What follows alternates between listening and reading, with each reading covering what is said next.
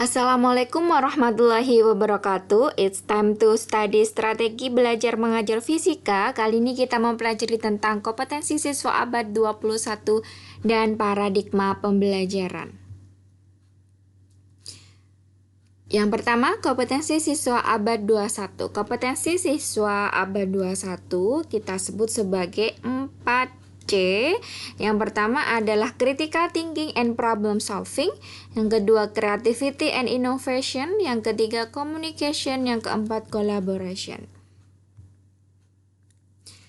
Yang pertama, critical thinking and problem solving. Critical thinking ini adalah berpikir kritis. Problem solving adalah pemecahan masalah. Nah, proses pembelajaran hendaknya membuat siswa dapat berpikir kritis dengan menghubungkan pembelajaran dengan masalah-masalah kontekstual. Jadi, masalah-masalah kontekstual ini adalah masalah yang ada dalam kehidupan sehari-hari siswa. Jadi, dengan memberikan suatu masalah dalam pembelajaran, suatu masalah yang perlu dipecahkan oleh siswa sehingga dalam pemecahan masalah nanti akan membuat siswa berpikir kritis.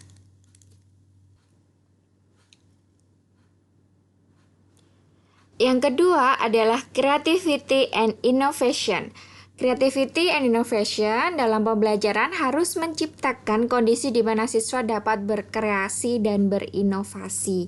Bukannya didikte dan diintimidasi oleh guru hendaknya menjadi fasilitator bagi siswa. Jadi guru perlu membuat atau memfasilitasi siswa agar siswa itu mampu berkreasi dan berinovasi. Misalkan ketika praktikum mengenai rangkaian listrik, maka guru memfasilitasi LKS, namun LKS-nya merupakan LKS yang terbuka, di mana tidak dituliskan langkah percobaan secara detail, sehingga siswa bisa berkreasi untuk menyusun rangkaian listrik secara seri maupun paralel, untuk mendapatkan suatu nilai hambatan tertentu, misalkan seperti itu. Atau misalkan dengan memberikan suatu proyek untuk membuat sesuatu di mana siswa harus mengerjakan proyek itu secara berkelompok dan proyeknya itu harus unik dan berbeda dengan yang lainnya sehingga siswa mampu berkreasi dan berinovasi dalam mengerjakan proyek tersebut. Misalkan proyek dalam membuat aplikasi dari hukum Archimedes, misalkan seperti itu. Yang ketiga, communication. Dalam communication, pembelajaran yang dilaksanakan oleh guru dan siswa harus terjadi komunikasi multi arah, di mana terjadi komunikasi timbal balik antara guru dengan siswa, siswa dengan guru maupun antar sesama siswa. Jadi untuk komunikasi ini tentunya bisa dilaksanakan dengan pembelajaran secara berkelompok, di mana siswa berkelompok secara heterogen. Heterogen berarti ada siswa laki-laki dan perempuan, kemudian kemampuannya juga heterogen. Ada siswa yang kemampuannya tinggi, sedang, dan rendah dalam satu kelompok. Dan idealnya dalam satu kelompok ini ada sekitar 4-5 siswa. Jadi tidak terlalu banyak siswa dalam satu kelompok. Dan mereka mendiskusikan suatu masalah yang perlu diselesaikan. Jadi dalam kegiatan kelompok itu juga nanti akan muncul kemampuan komunikasi, berpikir kritis, kreatif, innovation tadi, dan pemecahan masalah. Yang keempat adalah collaboration. Collaboration ini proses pembelajaran guru hendaknya menciptakan situasi di mana siswa dapat belajar bersama-sama atau berkelompok teamwork sehingga akan tercipta suasana demokratis. Jadi dalam kolaborasi ini Bisa dengan berkelompok sama dengan komunikasi tadi. Jadi dengan kolaborasi ada proses communication, ada muncul kemampuan communication, ada kreativitas, innovation, kemudian berpikir kritis, dan juga problem solving atau pemecahan masalah. Jadi ini kemampuan siswa di abad 21 yang perlu dikembangkan oleh guru. Yang kedua, perubahan paradigma pembelajaran. Perubahan paradigma pembelajaran dari sains sebagai produk menjadi sains sebagai proses skill. Sains sebagai produk ini yang berupa fakta, prinsip, hukum, teori, dan sebagainya berubah menjadi tidak hanya sebagai produk tapi juga sains sebagai proses skill atau keterampilan proses, di mana dalam keterampilan proses ini merupakan cara khusus dalam menyelidiki atau memecahkan suatu masalah. Jadi di sini bisa ada kegiatan problem solving, di mana misalkan siswa itu membuat suatu hipotesis, merancang dan melaksanakan eksperimen, mengumpulkan dan menyusun data, menganalisis data, menyampaikan hasil penelitian, dan sebagainya. Kemudian dari berbasis pengetahuan menjadi berbasis kompetensi. Jadi tidak hanya berbasis pengetahuan saja, tapi sudah berubah menjadi berbasis kompetensi. Jadi kompetensi yang perlu dikembangkan guru agar siswa memiliki kompetensi di abad 21 tadi, di mana ada kreativitas, inovasi, berpikir kritis, pemecahan masalah, komunikasi, dan kolaborasi.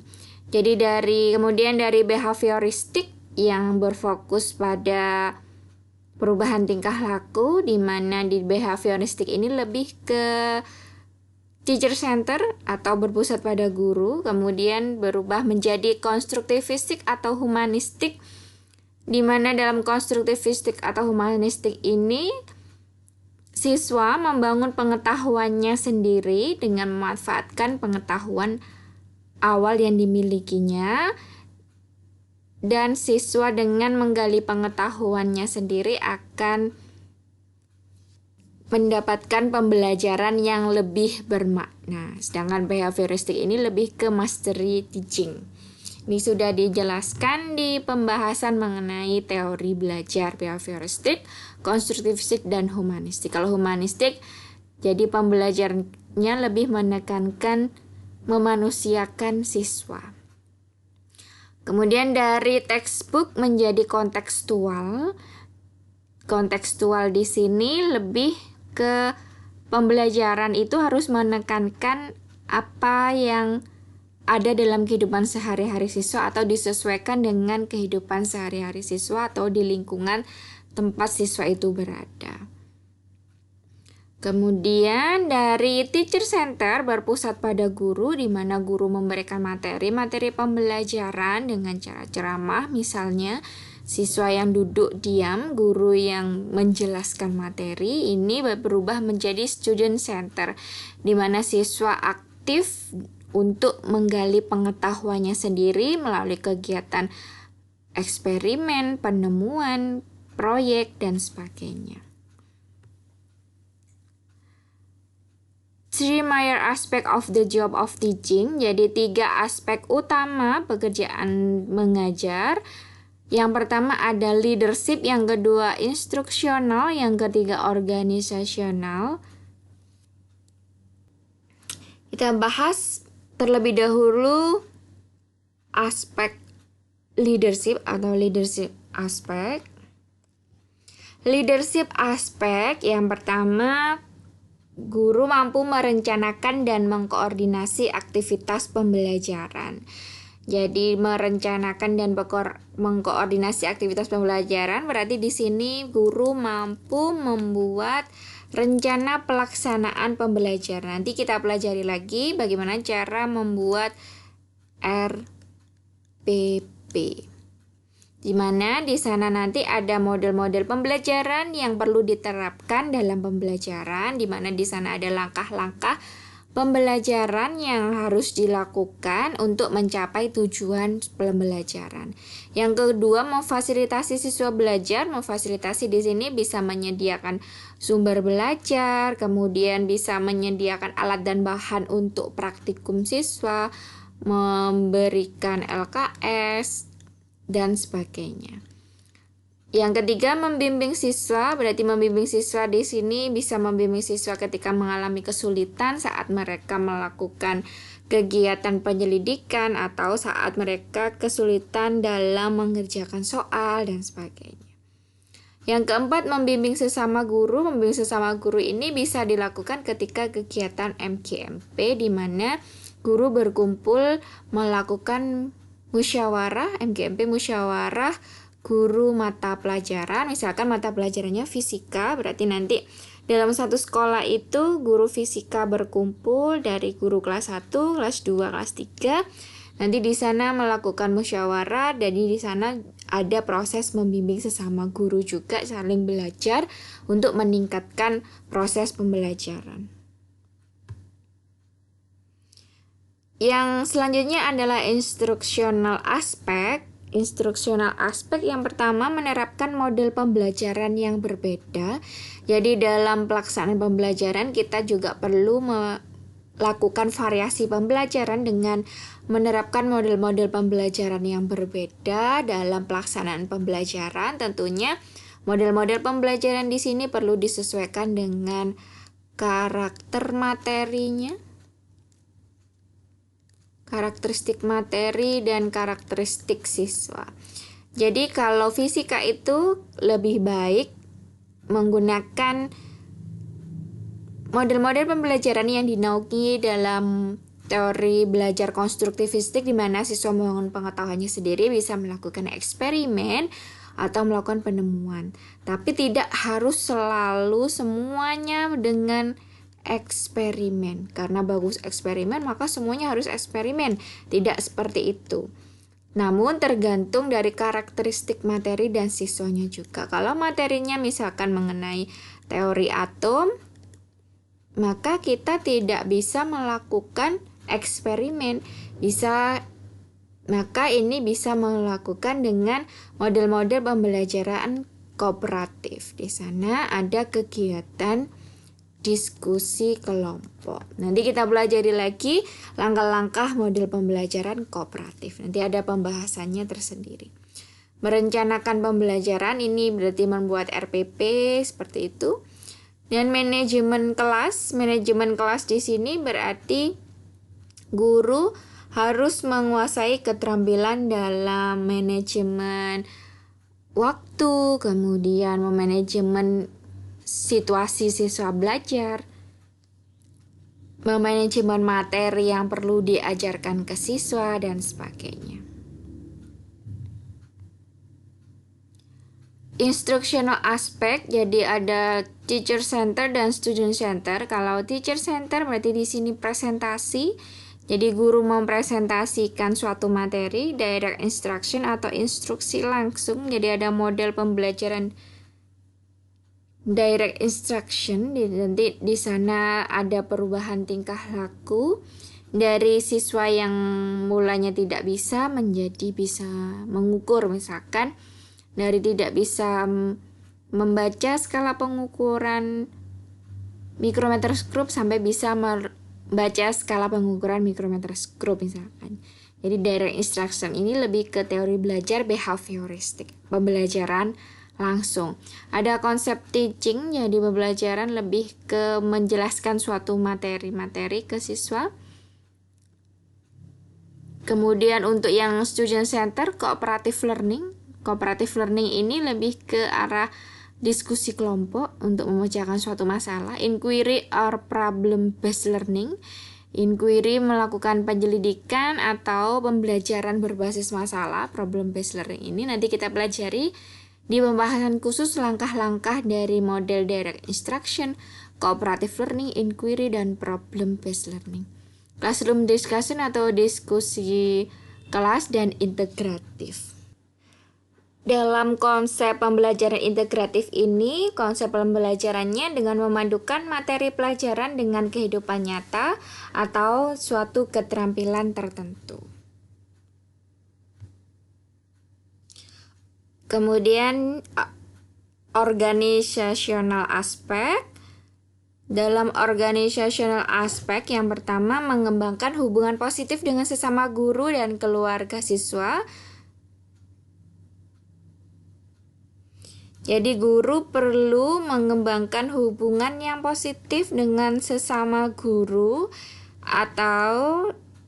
dan dengan keluarga siswa. Jadi perlu membangun hubungan yang baik dengan sesama guru dan dengan keluarga dari siswa. Karena dengan memberikan atau mengembangkan hubungan yang positif ini akan berdampak juga pada terbentuknya lingkungan yang baik. Juga dengan hubungan yang baik itu bisa berpengaruh penting juga kepada siswa.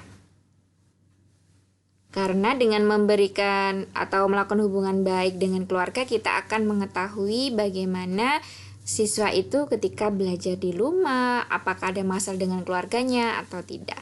Yang kedua, melakukan kolaborasi. Melakukan kolaborasi ini bisa sesama guru melakukan tim teaching untuk mengajar dalam suatu kelas. Yang ketiga, melakukan negosiasi untuk mencapai suatu tujuan.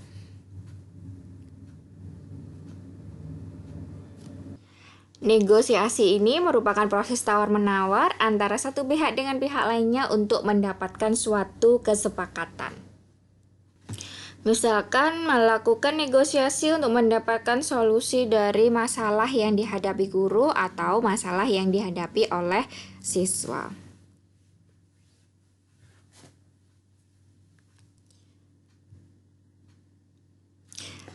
Terima kasih. Demikian penjelasan dari saya. Silakan menuliskan pertanyaan di forum tanya jawab ketika Anda mengalami kesulitan. Wassalamualaikum warahmatullahi wabarakatuh.